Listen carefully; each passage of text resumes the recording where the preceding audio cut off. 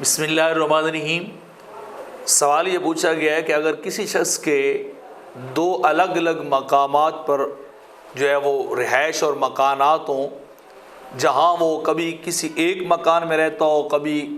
دوسرے مکان میں رہتا ہو، تو اس کے لیے قصر نماز کا حکم جو ہے وہ کیا ہوگا؟ تو اس کا جواب یہ ہے کہ فقہاء کرام نے وطن اصلی کی تعریف یہ کی کہ نمبر ایک وہ جگہ جہاں انسان کی ولادت ہو،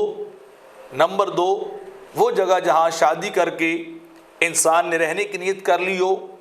نمبر تین یا کہ کسی ان چیزوں سے ہٹ کر کوئی اور جگہ ہو وہاں مستقل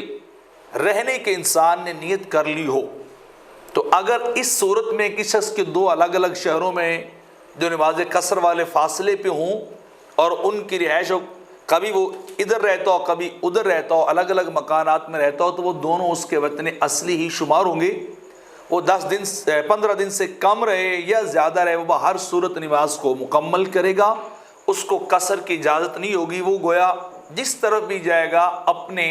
وطن اصلی ہی کی طرف وہ موو کر رہا ہے، سفر کر رہا ہے، اور وہیں وہ رہائش پذیر ہو رہا ہے۔ تو لہٰذا ایسا شخص جو ہوگا اس کے لیے حکم یہ ہے کہ وہ قصر نماز نہ کرے،